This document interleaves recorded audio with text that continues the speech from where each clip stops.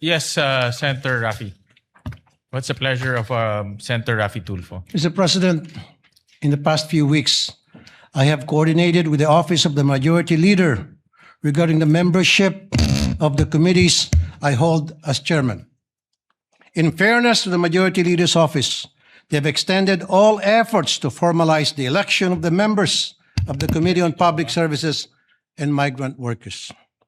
What disturbs me is that it is the inaction of the Minority Floor Leader to confirm these memberships that holds important LEDAC bills hostage, such as the Department of Water, crucial franchise bills, and the OFW reintegration bills.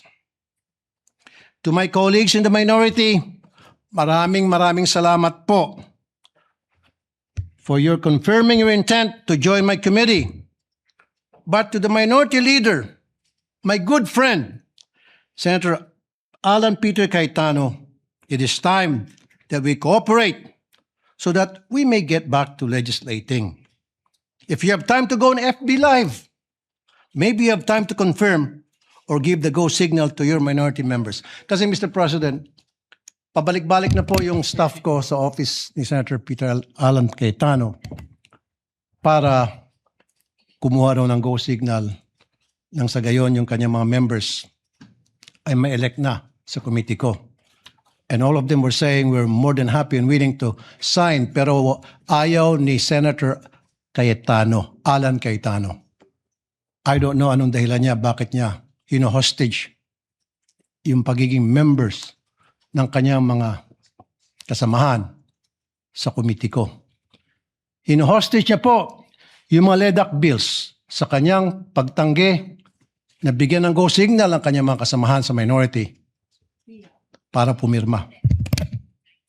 Mr. President, sana makarating to kay Senator Alan Peter Cayetano. Kanina sana kausapin ko po siya, kaso wala po siya dito ngayon. Therefore, I have no choice para dalhin to sa floor.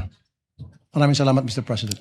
Senator Raffy, thank you for that reminder. In fact, we have 32 committees that have yet to be fully convened. Kulang pa ho tayo ng mga members.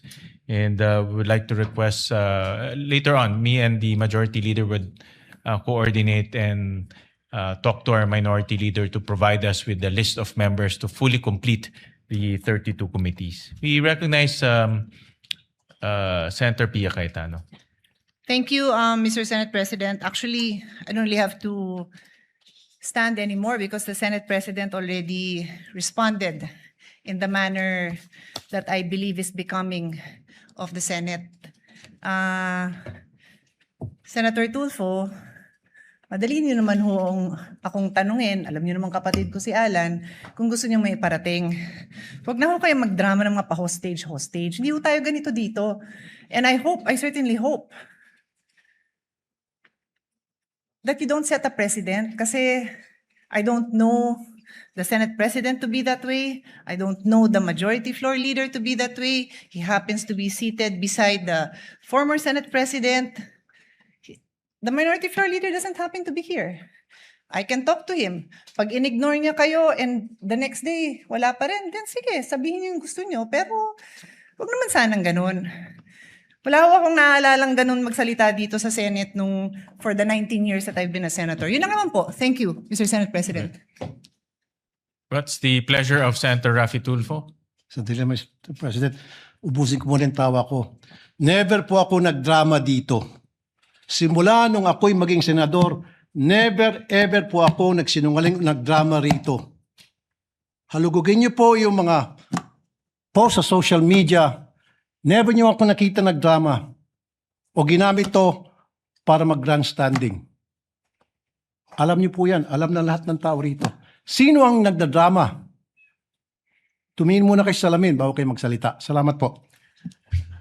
Pareho naman pong majority and minority gusto ng mag-focus sa trabaho. Yeah. At kanina ho, natapos na ho natin yung anti-hospital detention na napakaganda po yung debate at pag-amenda at naniniwala po ako na mabubuon rin natin itong mga committees natin sa pamamagitan ng coordination between yours truly and the majority leader. Yeah, Mr. President, we'll just both reach out to our dear friend, Yes. the minority floor leader. He hasn't been feeling well, so let's give him. We'll reach out to him. We'll reach out to him, and by tomorrow we can settle this issue and elect already the members of the minority. Correct.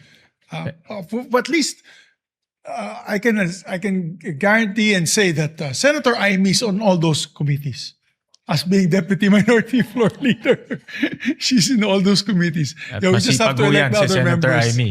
Opo. So don't worry, Mr. President. We'll reach out to our dear minority floor leader, and I'm sure by tomorrow we can settle this all, and we'll start electing members to be able to sign the committee reports. Yeah, We because- guarantee all our members, both in the majority and the Yes, minority. because we cannot sign the committee reports without completing the committee memberships, as well as the BICAM and the ratification without completing the membership. So it's really important that we should complete that Yes.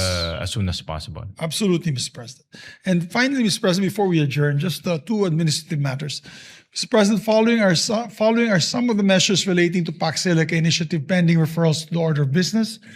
Under resolution number PSR number 547, introduced by Senator Amy Marcos, and PS resolution number 571, introduced by Senator Raffy Tulfo, with the consent of the body, I move that PS resolution number 547 and 571, together with PS resolution number 541, titled Resolution Directing the Senate Committee on Environment, and Natural Resources and Climate Change to conduct an inquiry in aid of legislation into the nationwide practice of illegal wastewater discharge and improper septic waste disposal, be included and taken up in the hearing of the Committee on the Environment and Natural Resources and Climate Change to be held this Friday, August 14, 2026.